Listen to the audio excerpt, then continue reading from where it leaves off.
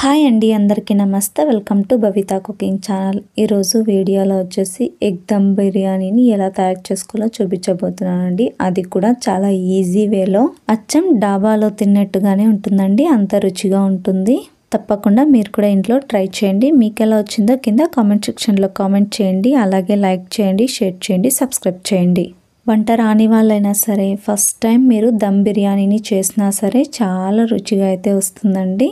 ఇలా ఎప్పుడు దమ్ బిర్యానీ ట్రై చేయకపోతే ఇలా ట్రై చేయండి. ఇంట్లో ఉండే వాళ్ళందరూ తప్పకుండా ఇష్టపడి తింటారు. అండ్ చేయటం కూడా చాలా తేలిక అండి. చాలా ఈజీ ప్రాసెస్లో చేసేసుకోవచ్చు మనము. మరి ఇక లేట్ చేయకుండా ఈ ఎగ్ దమ్ బిర్యానీని ఎలా తయారు చేసుకోవాలో చూద్దాం రండి. రైస్ని ఉడికించుకోవడం కోసము ముందుగా స్టవ్ మీద ఒక పెద్ద గిన్నెను ఉంచి అందులోకి 2.5 లీటర్ల నీళ్లను పోసుకోవాలి.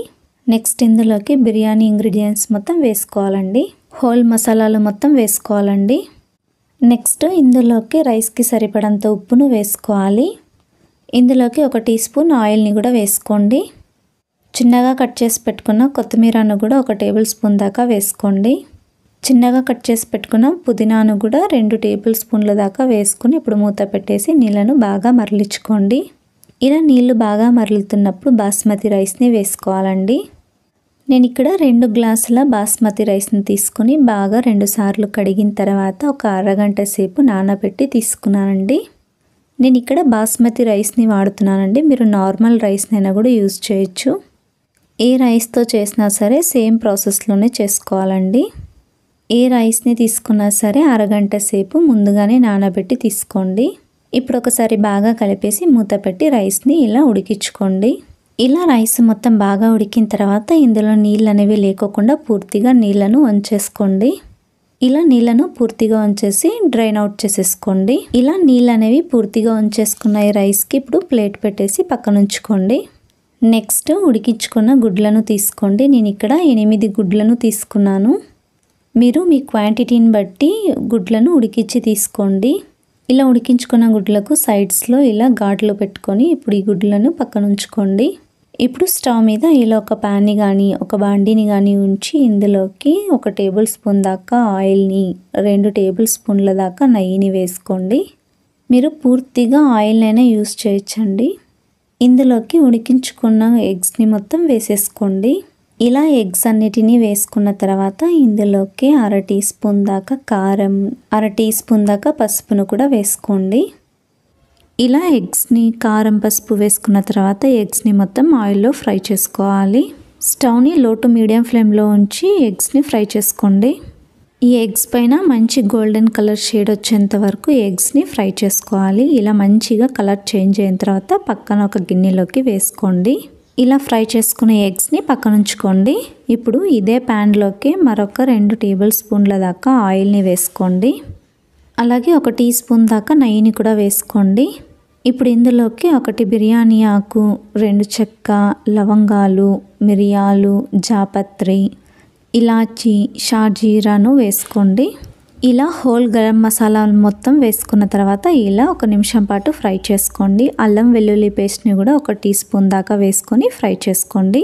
ఇలా పచ్చివాసన పోయేంత వరకు ఫ్రై చేసుకున్న తర్వాత 1/2 కప్పు దాకా చిన్నగా కట్ చేసి పెట్టుకున్న ఉల్లిపాయ ముక్కల్ని, 2 టీ స్పూన్ల దాకా కరివేపాకును వేసుకోండి. 3 లేదా 4 పచ్చిమిరపకాయలని ఇలా మధ్యలోకి తుంచి డైరెక్ట్గా వేసేసుకొని ఇలా ఫ్రై చేసుకోండి. ఉల్లిపాయ ముక్కలు కాస్త సాఫ్ట్ అయ్యేంత వరకు ఇలా ఫ్రై చేసుకోండి. ఇలా సాఫ్ట్ అయిన తర్వాత ఇందులోకి 1/2 కప్పు దాకా చిన్నగా కట్ చేసుకున్న టమోటో ముక్కల్ని వేసేసుకొని ఫ్రై చేసుకోండి. టమోటోను ఎంత వీలవుతుందో అంత చిన్నగా కట్ చేసుకోండి, లేదా మిక్సీ జార్లోకైనా వేసుకొని పేస్ట్లా చేసుకొని కూడా వేసుకోవచ్చు. ఈ టమోటాలు కూడా సాఫ్ట్ అయ్యేంత వరకు ఇలా కలుపుతూ 2 నిమిషాల పాటు ఫ్రై చేసుకోండి. 2 నిమిషాల పాటు ఫ్రై చేసుకున్న తర్వాత 1/2 కప్పు దాకా పెరుగును వేసుకోండి. 1/2 టీ స్పూన్ దాకా పసుపును వేసుకోండి. రుచికి సరిపడంత కారం వేసుకోండి. 1.5 స్పూన్ దాకా కారం వేసుకోండి. 1 టీ స్పూన్ ధనియాల పొడిను, 1/2 టీ స్పూన్ దాకా గరం మసాలాను వేసుకోండి. ఇలా అన్నిటినీ వేసుకొని ఇప్పుడు ఇలా బాగా కలిపేసి ఫ్రై చేసుకోండి. 5 నిమిషాల పాటు ఫ్రై చేసుకోవాలి. ఇందులో ఉండే ఆయిల్ మొత్తం బయటికి తేలేంత వరకు ఇలా కలుపుతూ మధ్య మధ్యలో ఫ్రై చేసుకోండి. ఇలా ఆయిల్ మొత్తం పైకి తేలేంత వరకు వీటన్నిటిని కూడా ఇలా ఫ్రై చేసుకోండి. ఇలా బాగా ఆయిల్ మొత్తం పైకి తేలేంత వరకు ఇలా ఫ్రై చేసుకోవాలండి. మనకు ఎక్కడ కూడా పెరుగు అనేది కనిపించకుండా ఇలా మనం ఫ్రై చేసుకోవాలి. నెక్స్ట్ రుచికి సరిపడంత ఉప్పును వేసుకోండి. చిన్నగా కట్ చేసి పెట్టుకున్న పుదీనాను వేసుకోండి. చిన్నగా కట్ చేసి పెట్టుకున్న కొత్తిమీరను కూడా 2 టేబుల్ స్పూన్ల దాకా వేసుకోండి. ఇప్పుడు వీటన్నిటిని ఒకసారి బాగా కలపండి. ఇలా బాగా కలుపుకున్న తర్వాత 1/2 గ్లాస్ దాకా నీళ్ళను వేసుకోండి. చిన్న కాఫీ గ్లాస్ ఉంటుంది కదండి, ఆ కాఫీ గ్లాస్తో 1/2 గ్లాసు లేదా ఒక చిన్న కప్తో అయినా 1/2 కప్పు దాకా నీళ్ళను వేసేసుకొని ఇప్పుడు మూత పెట్టేసి 1 నిమిషం పాటు ఉడికించుకోండి. ఇలా 1 నిమిషం పాటు ఉడికించుకున్న తర్వాత ఇప్పుడు మూతను తీసి ఒకసారి బాగా కలపండి.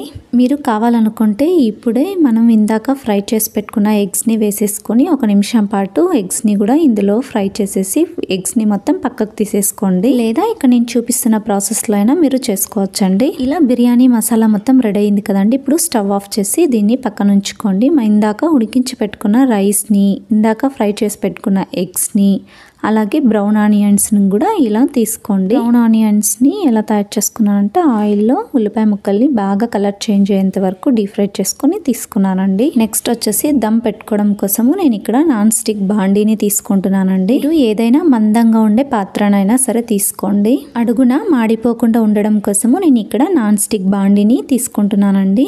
ఫస్ట్ బాండీలోకి అడుగున 1 టేబుల్ స్పూన్ దాకా నెయ్యిని వేసుకోండి. నెక్స్ట్ మనం చేసుకున్న మసాలాని కొద్దిగా వేసుకొని ఇలా స్ప్రెడ్ చేసుకోండి. అడుగున మొత్తం ఇలా బాండీ అడుగున మొత్తం ఇలా స్ప్రెడ్ చేసుకోండి. ఇలా స్ప్రెడ్ చేసుకున్న తర్వాత ఇందులోకి మనం ఇందాక ఉడికించి పెట్టుకున్న రైస్ని వేసుకోండి. సగంలో సగం రైస్ని వేసుకోండి ఇందులోకి. ఇక్కడ నేను చూపిస్తున్న విధంగా ఇలా అడుగున మొత్తం ఇలా స్ప్రెడ్ చేసుకుంటూ రైస్ని మొత్తం వేసుకోండి.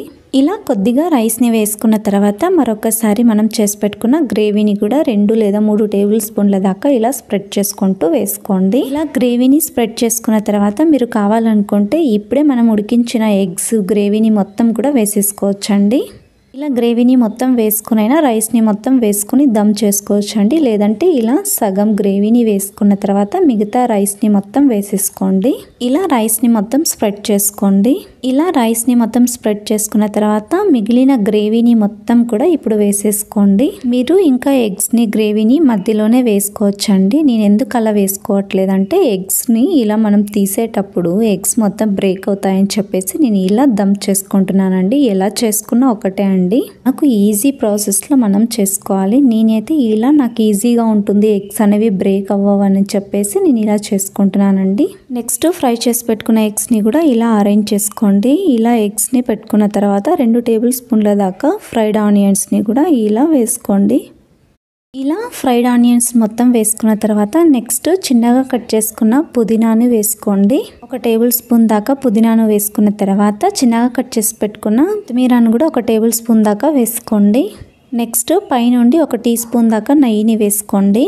ఇలా బిర్యానీని మొత్తం అరేంజ్ చేసుకున్న తర్వాత ఇప్పుడు దమ్ పెట్టుకోవాలండి. దమ్ పెట్టుకోవడం కోసము స్టవ్ మీద ఉండే పాత పెనం ఏదైనా యూజ్ చేయకుండా ఉండేది పెట్టుకోండి. ఇలా పెనాన్ని ఉంచిన తర్వాత దాని మీద మనం అరేంజ్ చేసి పెట్టుకున్న బాండీని పెట్టుకోండి. ఇక ఫైనల్ గా దమ్ చేసుకోవడం కోసము పైనుండి కవర్ చేయడం కోసము ఇలా టిష్యూ పేపర్ ని క్లోజ్ చేయండి.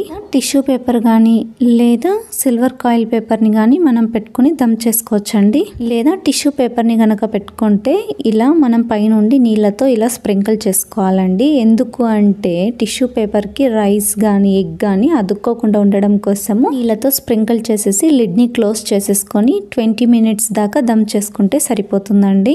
మనం మరొక ప్రాసెస్లో కూడా దమ్ చేసుకోవచ్చండి. కూడా గాలి అనేది బయటికి పోకోకుండా కరెక్ట్గా సెట్ అయ్యే ఒక ప్లేట్ని క్లోజ్ చేసేసుకొని ప్లేట్ మీద బరువైన వస్తువుని ఇలా ఉంచి మనం దమ్ చేసుకోవచ్చండి. మీడియం ఫ్లేమ్లో ఉంచి 15 నుండి 20 నిమిషాల పాటు దమ్ చేసుకోండి. 20 నిమిషాల పాటు దమ్ చేసుకున్న తర్వాత ఇలా మూతను తీసి చూడండి ఎంత చక్కగా కుక్ అయిపోయిందో కదా. ఇప్పుడు గరిటెను తీసుకొని ఇలా లోపలికి పెట్టి చూస్తే తడి అనేది లేకపోతే కరెక్ట్గా దమ్ అయిపోయినట్టేనండి. రైస్ అనేది ఎంత పర్ఫెక్ట్గా పొడి పొడిగా వచ్చిందో ఇలా అవ్వాలండి దమ్ అనేది. వాటర్ అనేది లేకోకుండా చెక్ చేసుకున్న తర్వాత స్టవ్ ఆఫ్ చేసేసుకోండి. ఎంతో ఈజీగా తయారు చేసుకునే ఎగ్ దమ్ బిర్యానీ రెడీ అండి. ఇప్పుడు ఒక సర్వింగ్ ప్లేట్ తీసుకొని సర్వ్ చేసుకోండి. అంతే, ఎంతో రుచికరమైన ఎగ్ బిర్యానీ రెడీ అండి. వంట రాని వారైనా సరే ఫస్ట్ టైం చేసుకున్నా చాలా పర్ఫెక్ట్గా చేస్తారండి. ఒకసారి ఎగ్ దమ్ బిర్యానీని ట్రై చేయండి. చాలా అంటే చాలా రుచిగా ఉంటుంది. ప్రతి ఒక్కరు కూడా చాలా ఇష్టంగా తింటారండి. మీరు కూడా ఇంట్లో ట్రై చేయండి. మీకు ఎలా వచ్చిందో కింద కామెంట్ సెక్షన్లో కామెంట్ చేయండి. అలాగే లైక్ చేయండి, షేర్ చేయండి, సబ్స్క్రైబ్ చేయండి. ఇలా ఎగ్ దమ్ బిర్యానీని సర్వ్ చేసుకున్న తర్వాత పక్కన ఉల్లిపాయ ముక్కలతో అలాగే నిమ్మకాయతో సర్వ్ చేసుకోండి. ఇంకా ఉల్లిపాయ రైతాతో గాన సర్వ్ చేసుకొని తినండి, చాలా రుచిగా ఉంటుంది. తప్పకుండా ట్రై చేయండి. ఎలా వచ్చిందో కామెంట్ సెక్షన్లో కామెంట్ చేయండి. Thank you for watching video.